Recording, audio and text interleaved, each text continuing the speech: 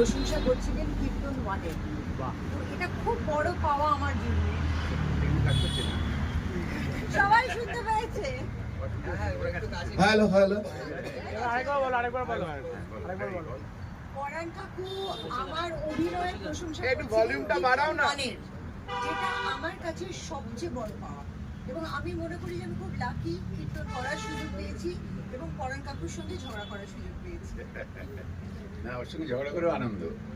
আসলে আমাদের ঝগড়াটাই তো আনন্দের ছিল, সেইভাবে লেখা হয়েছে। ভালোবাসা।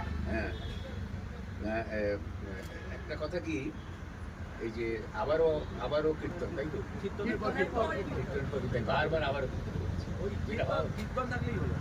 না, কীর্তনের পর কীর্তনের নামটা কে দিয়েছে? বোঝা গেছে। না না, আবারও কীর্তন সবচেয়ে ভালো ছিল, কারণ ওটা আমার মাথার মধ্যে ঘুরছিল, তো ওইটা অ্যাকসেপ্ট করে নিতে হবে, তো কমিটি থেকে হয়েছে। আসলে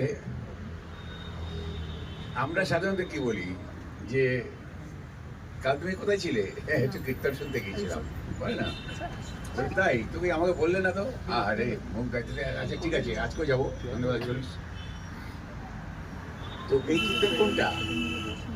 সেই মন্দিরের সামনে যেখানে চাতালে সব বসে আছে খোলকত্তাল নিয়ে, হ্যাঁ, যিনি কীর্তন গাইবেন, সুন্দর দেখতে, তার সেইখানে বসে কীর্তন শোনে যারা, তারা অর্থ নিবেদিত চোখে ঢুলতে ঢুলতে কীর্তন শোনে, বিভোর হয়ে যায়। কিন্তু এই কীর্তন যখন কীর্তন হয়ে যায় তখন কিন্তু ওই মন্দিরের ওই চত্বরে পাওয়া যাবে না সে কীর্তন।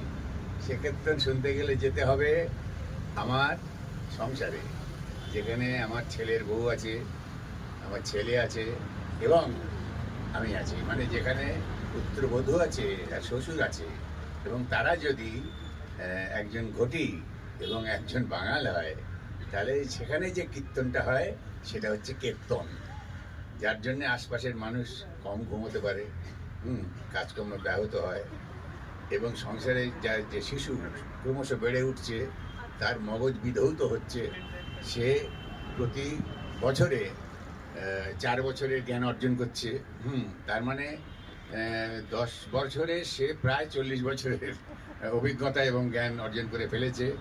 কারণ সে যখন তার বাবার সঙ্গে কথা বলে তখন দারুণ, এমনকি একটা যে কীর্তনটা আপনাদের দেখা হয়ে গেছে সেইখানে একটা সংলাপ দিয়ে বলছি, তাহলে বুঝতে সুবিধা হবে।